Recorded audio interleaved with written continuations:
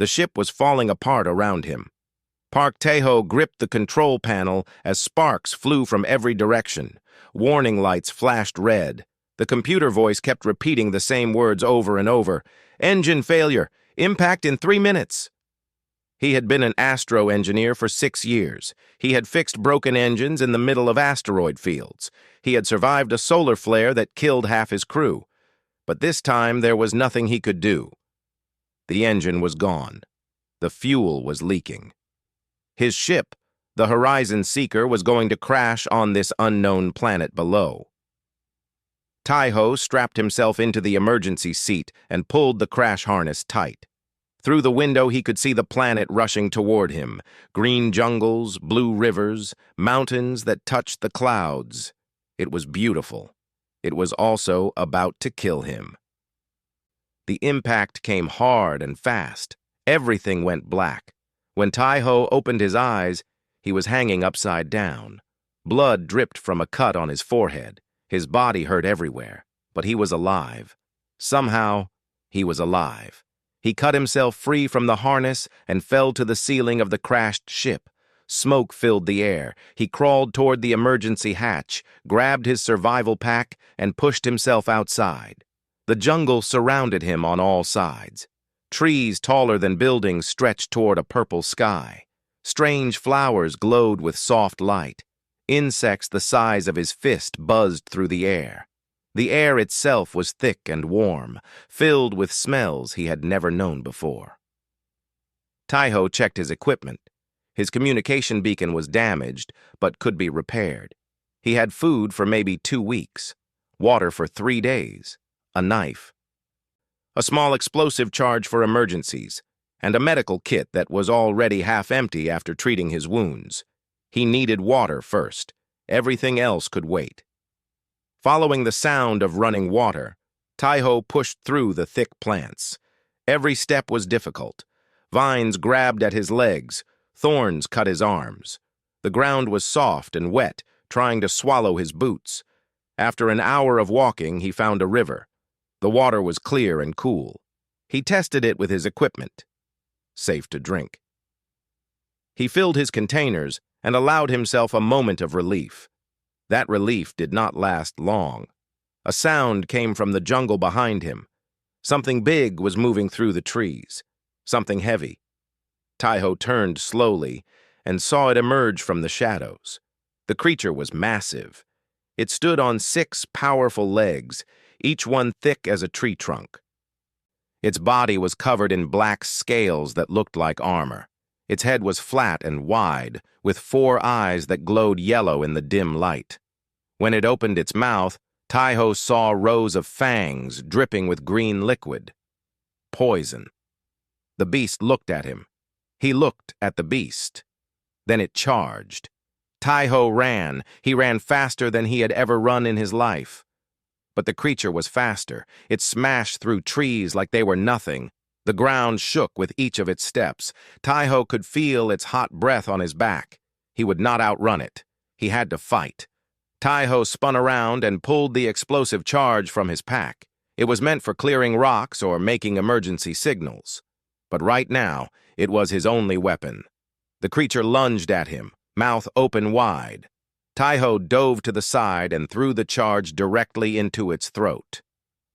The explosion was loud and bright. The creature screamed, a terrible sound that hurt his ears. It stumbled backward, smoke coming from its mouth. But it was not dead. It was angry. It charged again. This time, Tae-ho had only his knife. He waited until the last moment, then jumped onto the creature's head. He grabbed one of its horns and held on as it tried to shake him off. With his other hand, he drove his knife into one of its eyes. The creature went wild. It threw itself against trees. It rolled on the ground, but Tae-ho did not let go. He pulled the knife out and stabbed again, and again, and again. Finally, the creature fell. Its legs gave out. Its body hit the ground with a sound like thunder. It breathed once, twice, and then stopped. Tae-ho lay on the ground next to it, covered in blood and dirt and the creature's strange blue fluid. His body was broken. His knife was bent. He could barely breathe. but he was alive. He did not notice the figure watching him from the trees. Valira had seen many things in her life as a scout. She had seen warriors fight and die. She had seen great battles between clans. She had seen off-worlders run away in fear at the first sign of danger. But she had never seen anything like this. The small creature, a human, she realized, recognizing the species from old stories, had just killed a thornback, alone, with a tiny blade and a small explosive. Thornbacks were feared across all of Kelthar Prime. Even the strongest Kelthari warriors hunted them in groups of 5 or more. And this human, this small, soft, pink thing, had killed one by himself. Her heart was beating fast. Her skin changed color, shifting from blue to a deeper purple, a sign of strong emotion among her people. She watched as the human tried to stand up and fell back down. He was hurt. He needed help, but more importantly, he had proven himself. In Kelthari culture, defeating a thornback meant something very specific. It meant you were strong. It meant you were brave. It meant you were worthy of being a mate to the finest warriors. Valira stepped out of the trees and walked toward him. The human saw her and tried to lift his broken knife. His hand was shaking. His eyes were barely open. But still, he would not surrender. Still, he would fight. Yes, this one was special. She knelt beside him and put her hand on his chest, a gesture of peace among her people. "Do not fear," she said in the common galactic tongue. "I am Valira of the Stone River clan. You have killed a thornback alone. This is a great deed, the greatest deed." The human looked at her with confused eyes. "I need help. My ship crashed. I need to send a signal." "Yes, yes," Valira said, waving 2 of her forearms. "We will help you. But first, you must understand something important." "What?" Valira smiled, showing her pointed teeth. "By the laws of my people, you have proven yourself a prime mate, and I have chosen you. We are now bonded. We will be married." The human stared at her for a long moment. Then his eyes rolled back and he passed out. Valira caught him before he hit the ground. She lifted him easily with her 4 arms. He was very light compared to Kelthari males, and began carrying him back to her village. "Do not worry, my mate," she said softly. "I will take care of everything. I have already started planning our honeymoon." Taiho woke up in a bed made of soft leaves and warm fur. His wounds had been treated. His torn clothes had been replaced with simple cloth wrappings. He felt better than he had any right to feel after fighting a monster. Then he remembered the alien woman, the one with blue skin and 4 arms, the one who said they were getting married. He sat up quickly and looked around. He was inside some kind of room, but it was not made of metal or stone. The walls were alive. They were part of a giant tree, shaped and grown into the form of a building. Light came through gaps in the bark, soft and golden. Outside, he could hear voices. Many voices. The door opened, and Valira walked in. She was tall, at least a head taller than him, with skin the color of a clear sky. Her 4 arms moved gracefully as she carried a tray of food. Her eyes were large and gold, and they looked at him with clear happiness. "You are awake," she said. "Good. You must eat. You must regain your strength. We have much to do." Taiho held up his hands. "Wait, please. I need to understand what is happening. You said we are bonded? Married? I did not agree to this." Valira put the tray down and sat beside him. She tilted her head like a curious bird. "Among my people, the Kelthari, killing a thornback is the highest test of worth. Only the strongest, bravest warriors can do it. When you killed one alone, you proved yourself a prime mate. I saw you do it. By our law, I have the right to claim you. But I am not Kelthari. I am human. We do things differently." "How differently?" Taiho thought about how to explain. We date first. We spend time together. We learn about each other.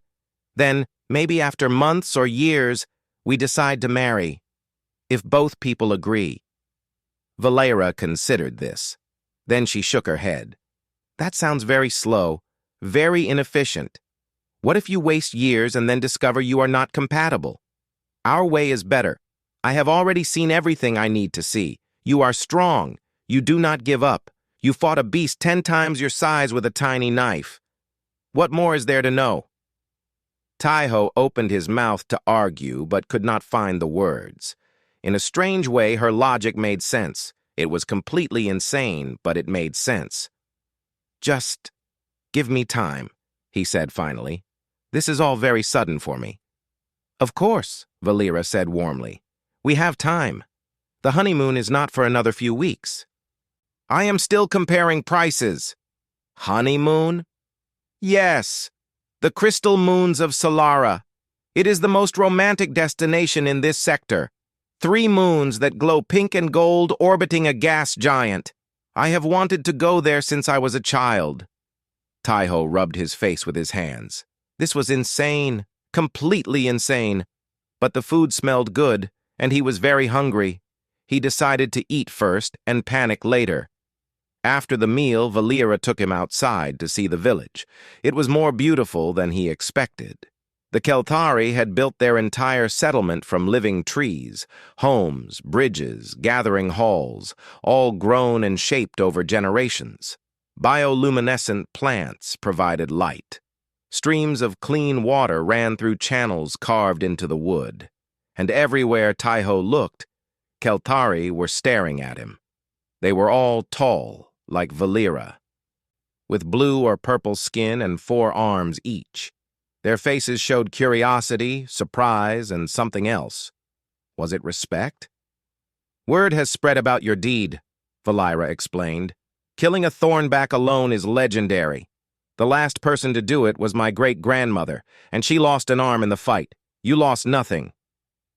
I lost my knife, Taiho said. Valera laughed. It was a nice sound, warm and genuine. We will get you a better knife. Many better knives. They walked through the village, and Valera introduced him to her people. The Kelthari were friendly but formal. They touched their chests when greeting him. A sign of respect, Valera explained. Children followed them at a distance, whispering and pointing at the strange, small alien with only 2 arms.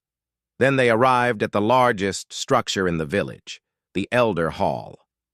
Inside, an old Kelthari woman sat on a throne of woven branches. Her skin was darker than the others, almost purple-black, and her 4 arms were covered in scars from many battles. Her eyes were sharp and cold. Mother, Valera said, bowing slightly, I present my intended mate, Park Taiho of the humans. The elder, Dorath was her name, looked at Taiho like he was an insect. This is the one who killed the thornback? He is small. Size is not everything, Mother. It is something. Dorath stood and walked around Taiho slowly, examining him from all angles. Humans are known to us from old stories. They come from a death world, a planet of extreme conditions and constant danger. They are said to be persistent, adaptable, hard to kill. She stopped in front of him. Is this true? Taiho met her eyes. I survived the crash. I killed the thornback. I am still standing. I think that answers your question. A long silence. Then Dorath smiled, just a little. Good. You have spirit, but spirit is not enough. You must prove yourself worthy of my daughter in the traditional ways. Trials, Valera said, sounding worried. Mother, is that necessary? He has killed a beast. That shows strength. But a mate must also have wisdom, creativity, and endurance. He will face 3 trials. If he passes, I will give my blessing. If he fails... Dorath shrugged. Then he was not worthy. Taiho felt a spark of anger in his chest. He had not asked for any of this. He did not want to be someone's mate or take trials to prove his worth. He wanted to fix his beacon and go home. But then he looked at Valera. She was watching him with worried eyes, her 4 hands clasped together. She actually cared about him. She had saved his life, healed his wounds, and brought him into her home, and now her mother was trying to take that away from her. Taiho turned back to Dorath. "I will take your trials." The first trial was a riddle contest. Dorath asked him questions about Kelthari history, culture, and philosophy, things he could not possibly know. But Taiho listened carefully to how the questions were asked and found patterns. He answered using logic and guessing and got enough right to pass. The second trial was a test of creativity. He was given random materials and told to build something useful in 1 hour. Taiho smiled. This was what he did for a living. He built a water filter using leaves, charcoal, and stone, something the Kelthari had never seen before. They were impressed. The third trial was combat, not to the death, but to submission. His opponent was a young warrior named Harak, fast and strong. Taiho could not match him in power, so he used tricks. He threw dirt in Harak's eyes. He dodged instead of blocking. He waited for Harak to tire, then put him in a chokehold he had learned in military training. When Harak tapped out, the crowd was silent. Then Dorath began to clap, slowly at first, then faster. The rest of the village joined in. "You fought with no honor," Dorath said. "You used tricks and deception." Taiho tensed, expecting her to declare him failed. "But you won," she continued. "And winning is what matters. You have passed the trials, human. You have my blessing to bond with my daughter." Valira rushed to Taiho and wrapped all 4 arms around him. He was lifted off the ground in the strongest hug he had ever experienced. "I knew you could do it," she said happily. "Now we can finalize the honeymoon plans. I was thinking we stay at the resort on the 2nd moon. It has the best views, but the 3rd moon has better food. What do you think?" Taiho, still hanging in the air, started to laugh. He could not help it. This whole situation was completely crazy, but maybe crazy was not so bad. "Let us go with the better food," he said. Valira's smile was brighter than any sun. The Festival of Harvest was the biggest celebration of the year for the Kelthari people. Clans from across the continent came together to trade goods, share stories, and honor the land that gave them life.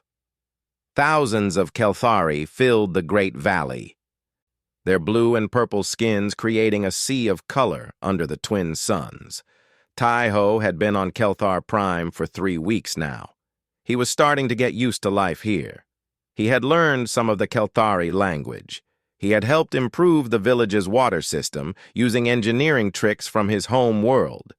The people were beginning to accept him, not just as Valira's strange alien mate, but as a member of their community, and Valira herself. She was not what he had expected. At first, Taiho thought she was just an aggressive warrior who wanted a trophy husband. But he had been wrong. She was smart, smarter than most people he had ever met. She was kind to children and old people. She laughed easily and often. She asked him questions about Earth and human customs, and she actually listened to his answers. She was also planning their honeymoon with the intensity of a military campaign. She had spreadsheets, she had backup plans, she had compared prices from 15 different travel agencies. Taiho found it strangely charming. On the 3rd day of the festival, trouble arrived. His name was Korath, and he was everything Taiho was not. He was huge, even by Kelthari standards, with muscles on top of muscles and scars that told stories of 100 battles. He was the champion warrior of the Mountain Shadow Clan, undefeated in combat for 10 years, and he had been trying to claim Valira as his mate for most of that time. Korath pushed through the crowd and stood in front of Taiho. He looked down at the human like he was looking at garbage. "This is the creature you chose over me?" he said to Valira. "This small, soft thing. He has only 2 arms. He cannot even reach the high branches." Valira stepped forward, her gold eyes blazing. "He killed a thornback alone. What have you done?" I have killed many things, and I will kill one more. Korath pointed at Taiho. I invoke the right of challenge. I will fight this human for your bond. When I win, you will be mine. The crowd went silent. Taiho felt a cold weight in his stomach. The right of challenge is an old tradition, Valira said quickly, turning to Taiho. It allows a warrior to fight for a claimed mate, but you do not have to accept. I can fight in your place. I am allowed, as the claimed one. And I am a better fighter than him. I can win. Taiho looked at Korath. The giant Kelthari was smiling with all his teeth showing. He wanted Taiho to refuse. He wanted Taiho to hide behind Valira. That would prove to everyone that the human was weak, not worthy of respect or love. Taiho looked at Valira. She was strong and skilled. She probably could beat Korath. But if she fought his battles for him, he would never truly be accepted here. He would always be the small alien who needed protection. And more importantly, he did not want to be that person. I accept the challenge, Taiho said. Valira grabbed his arm. Taiho, no. He is twice your size. He has 4 arms. He has fought for 20 years. You cannot. I survived my ship crashing. I killed a thornback. I passed your mother's trials. Taiho put his hand over hers. I can do this. Valira looked into his eyes for a long moment. Then she nodded slowly. Then I will be watching. And when you win, I will kiss you in front of everyone. Taiho smiled. That is good motivation. The duel took place in the central arena, a circle of packed earth surrounded by thousands of watching Kelthari. Korath stood on one side, wearing battle armor and carrying a long spear. Taiho stood on the other side, wearing simple cloth and carrying nothing. He had asked for no weapons. The Kelthari thought he was crazy. Maybe he was. The horn sounded and Korath charged. He was fast for his size, very fast. Taiho barely dodged the first spear thrust. The second one cut his shoulder, drawing blood. The crowd gasped. Taiho kept moving. He could not block Korath's attacks. He could not match his strength. But he could be faster. He could be smarter. He could wait for the right moment. Korath attacked again and again. Each strike came closer to killing Taiho, but each strike also cost energy. Taiho could see it, the slight slowing, the heavier breathing. Korath was not used to enemies who lasted this long. He was used to quick victories. Stand still and die with honor, Korath roared. No thank you, Taiho said. This made Korath angrier. Angry people made mistakes. Korath raised his spear for a massive overhead strike, the kind of attack that would split Taiho in half if it landed. But it was also slow. Taiho saw it coming and moved inside Korath's reach, where the spear could not touch him. He punched Korath in the throat. It was not a strong punch by Kelthari standards, but the throat is soft on any species. Korath choked and stumbled backward. His grip on the spear loosened. Taiho grabbed a handful of dirt and threw it in Korath's eyes. While Korath was blinded, Taiho jumped on his back. He wrapped his arms around Korath's neck and his legs around his body. He squeezed as hard as he could. Korath went wild. He threw himself against the arena wall. He rolled on the ground. He clawed at Taiho with all 4 arms. One of his claws cut deep into Taiho's side, a bad wound, bleeding heavily. But Taiho did not let go. Humans have one advantage that most species do not understand. They do not give up, even when they should, even when it would be smart to surrender. They hold on until their bodies break. Korath began to slow. His movements became weak. His vision was fading from lack of air. Yield! Taiho growled through his pain. Korath struggled one more time. Then his hand tapped the ground 3 times. He yielded. Taiho released him and fell to the earth, clutching his bleeding side. The world was spinning. He heard shouting, but it sounded far away. Then Valira was there, kneeling beside him, pressing cloth against his wound. Her eyes were wet with tears. "You stupid, wonderful human," she said. "You stupid, brave, wonderful human." "Did I win?" Taiho asked. "Yes, you won." "Good." He tried to smile. "Do I get that kiss now?" Valira laughed through her tears. Then she kissed him, right there in front of everyone, just like she promised. The crowd erupted in cheers so loud that Taiho felt it in his bones.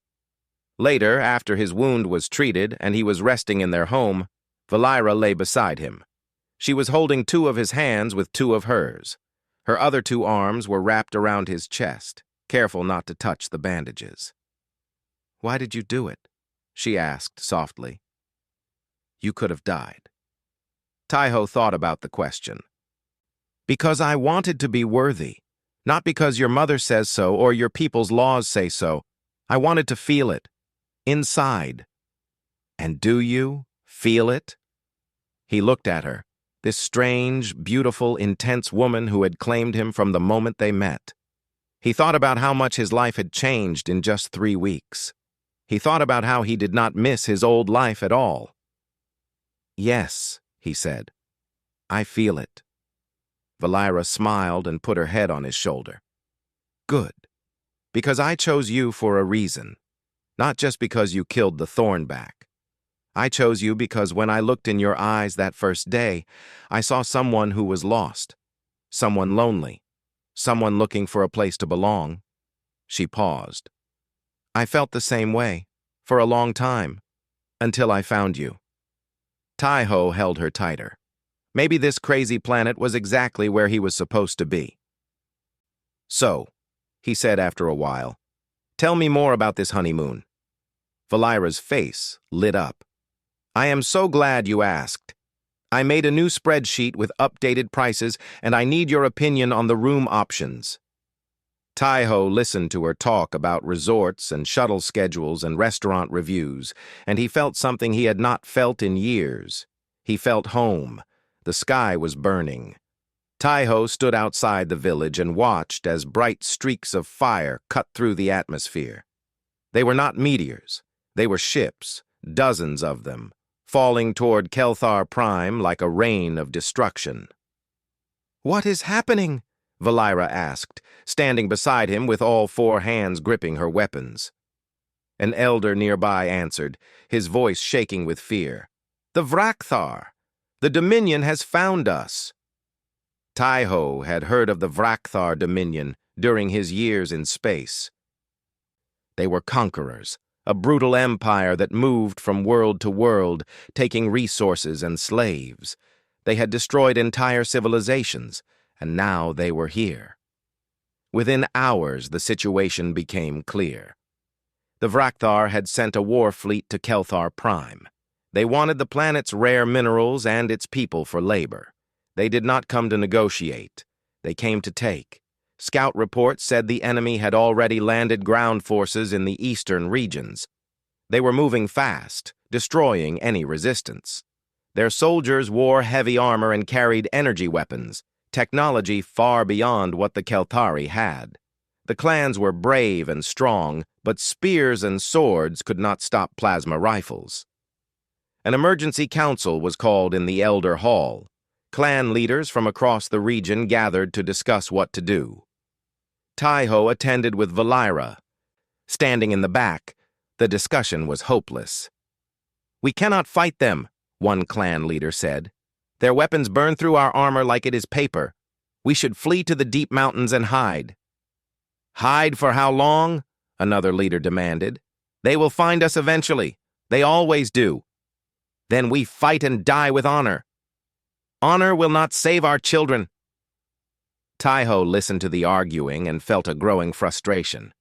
These people were warriors, proud, fierce warriors, but they were thinking like defenders. They were waiting for the enemy to come to them. That was not how you beat a stronger opponent. He stepped forward. "I have an idea." Every eye in the room turned to him. He was still an outsider here, still the strange alien with 2 arms. But after the Thornback and the duel with Korath, they at least listened. "The Vrakthar have better weapons and armor," Taiho said. "If we fight them directly, we will lose. but we do not have to fight them directly. On my world, there is a type of warfare called guerrilla tactics.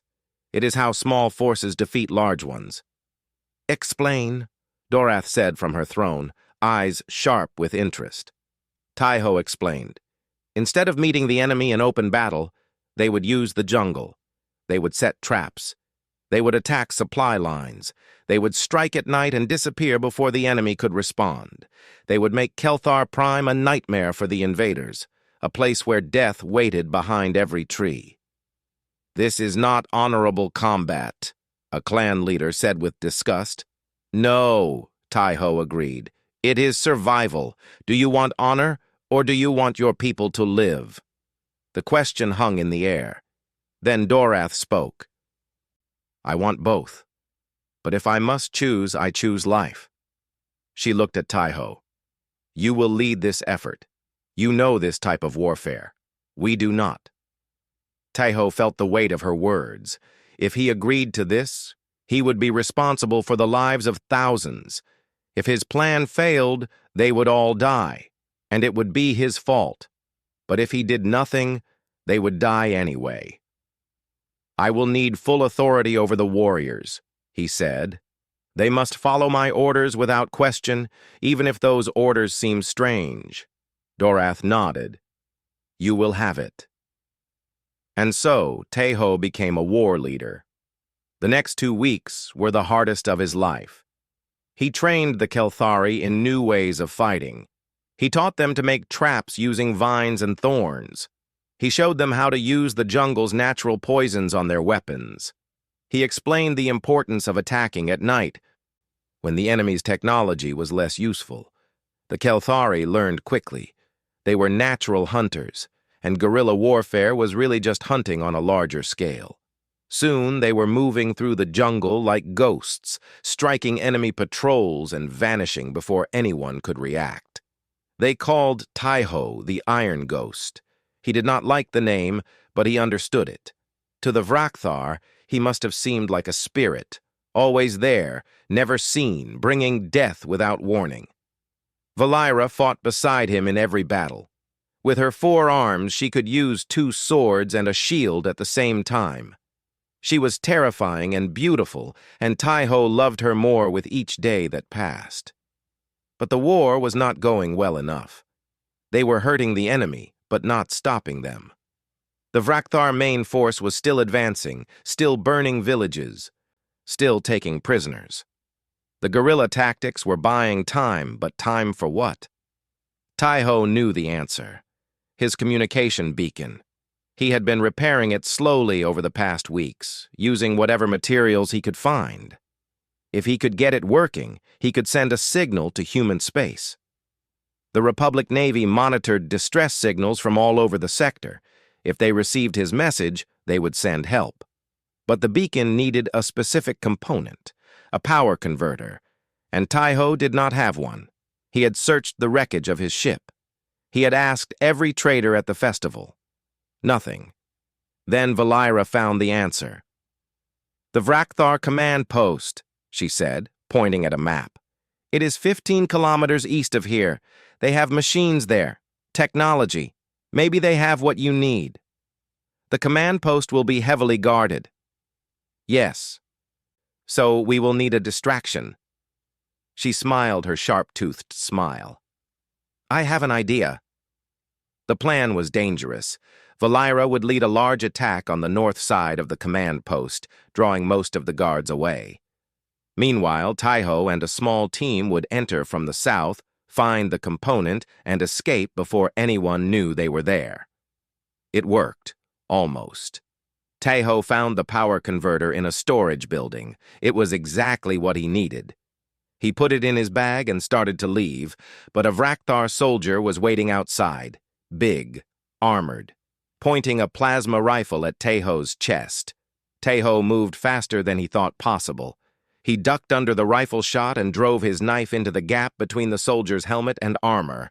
The Vrakthar fell, but the noise had alerted others. Suddenly, Taiho was running, dodging energy blasts, leaping over walls. His team fought beside him, covering his escape. 2 of them died. He saw them fall and kept running because he had to. Because if he died, the beacon would never work, and everyone would die. He made it to the jungle. The team made it to the jungle. Behind them, the command post was on fire. Valera's distraction had grown into something bigger, a real battle, and the Kelthari were winning. That night, Taiho installed the power converter and activated the beacon. The signal went out into space, a cry for help from a small human on a distant world. Now they just had to survive until help arrived. The Vrakthar response was immediate and brutal. They knew someone had called for reinforcements, and they wanted to end this war before help could come. They sent their entire force against the Kelthari positions, thousands of soldiers with heavy weapons and armored vehicles. Taiho organized the defense. Every trap they had prepared, every poison dart and hidden pit, every trick he had taught them, it all came together in one final stand. The battle lasted 2 days. Taiho fought until his arms would not lift his weapon anymore. Valera fought until 3 of her 4 swords were broken. The Kelthari fought until the ground was covered with bodies, both their own and the enemy's. On the morning of the 3rd day, when Taiho thought they could not last another hour, something appeared in the sky. A ship, massive, angular, with the emblem of the Human Republic on its hull. The cavalry had arrived. Republic dropships screamed down from orbit, deploying Marines in powered armor. They hit the Vrakthar from behind, fresh troops with superior weapons against an enemy that had been fighting for days. It was not a battle, it was a slaughter. Within hours, the Vrakthar were in full retreat. Within a day, they were gone, fleeing the system, leaving their dead behind. Kelthar Prime was saved. Taiho stood in the middle of what had been a battlefield and watched the Republic ships overhead. He should have felt happy. He should have felt relieved. Instead, he felt empty. Too many people had died. Too many friends. Valera came to him and wrapped all 4 arms around him. She did not say anything. She just held him. Sometimes that was enough. The Republic cruiser hung in orbit like a steel moon. Its name was the Resolute, and it was one of the most powerful ships in the human fleet. Its captain, a stern woman named Yoon, had come down to the planet to meet the man who had organized the defense of Kelthar Prime. She found Taiho sitting outside the Elder Hall, eating fruit with Valera. "Engineer Park," she said, standing at attention. "The Republic thanks you for your service. Your actions saved this world and its people. High Command is impressed. They want to offer you a position, Chief Engineer on a deep space exploration vessel. It is a great honor." Taiho looked at the fruit in his hand. Then he looked at Valera. Then he looked at the village around him, the living trees, the glowing flowers, the Kelthari children playing in the distance. "Thank you, Captain," he said. "But I must decline. My place is here now." Captain Yun raised an eyebrow. "You would give up a career in the Republic to stay on an alien world?" "It is not an alien world to me anymore. It is home." The captain studied him for a moment. Then she smiled just a little. "I understand. The offer will remain open if you change your mind." She saluted and walked away. Valera was looking at him with shining eyes. "You are staying? Truly? Did you think I would leave?" "I was not sure. The Republic is your people, your home." Taiho took her hand. Well, one of her hands. "My home is where you are. If you were in the Republic, I would be there. If you were on a moon made of ice, I would be there. Do you understand?" Valera kissed him. It was a good answer. In the weeks that followed, life on Kelthar Prime began to return to normal. The dead were honored with ceremonies that lasted for days. The wounded were healed. The burned villages were rebuilt, with the Kelthari growing new homes from seeds. The Republic offered Kelthar Prime protectorate status, a formal alliance that would protect the planet from future invasions while respecting its independence. The clans debated for many days before accepting. They did not want to depend on outsiders, but they also knew they could not face another enemy like the Vrakthar alone. Taiho helped negotiate the agreement. He understood both sides and could translate not just words, but ideas. By the time the documents were signed, both the humans and the Kelthari respected him even more. Then came the bonding ceremony. Kelthari weddings were not like human weddings. They lasted 3 days and involved tests, dances, feasts, and rituals that Taiho did not fully understand. But he did his best to follow along, and when he made mistakes, the guests only laughed kindly. He wore a traditional Korean hanbok that his mother had sent from Earth, white and blue, the colors of the sky. It had arrived on a supply ship along with a message. "We are proud of you. Be happy." Taiho read those words 10 times and cried a little, though he would never admit it. Valira wore ceremonial armor passed down through her family for generations. But instead of the usual battle decorations, she had covered it with flowers from the forest, a symbol of peace after war. She was the most beautiful thing Taiho had ever seen. The ceremony took place in the Great Valley, where the festival had been held. Thousands of Kelthari attended, along with a delegation from the Republic cruiser. Captain Yun was there, and she was actually smiling. Dorath performed the ritual. She spoke words in the old Kelthari language, words about strength, loyalty, and the joining of two souls. Then she cut both Taiho's palm and Valira's palm and pressed them together, mixing their blood. "By blood and by choice, you are now bonded," Dorath announced. "2 bodies, 1 purpose, 2 hearts, 1 love. From this day until the last day." The crowd cheered. Drums beat. People danced. Valira picked Taiho up with all 4 arms and spun him around like he weighed nothing. "We are married!" she shouted over the noise. "We are married!" he shouted back. Later that night, after the feasting and the dancing, they sat together under the stars. Kelthar Prime had no moon, but the sky was filled with more stars than Taiho had ever seen on Earth. It was like looking at diamonds scattered on black cloth. "So," Valira said, leaning against him, "are you ready for the honeymoon?" Taiho laughed. "After everything we have been through, a vacation sounds perfect." They left the next morning on a passenger shuttle bound for the Solara system. The crystal moons were exactly as beautiful as Valira had described, 3 spheres of pink and gold orbiting a massive gas giant that swirled with purple storms. Their resort was on the 3rd moon, the one with better food. For 2 weeks they did nothing but relax. They ate strange and delicious meals. They swam in pools of warm mineral water. They watched the gas giant rise and set through their bedroom window. They talked about everything and nothing.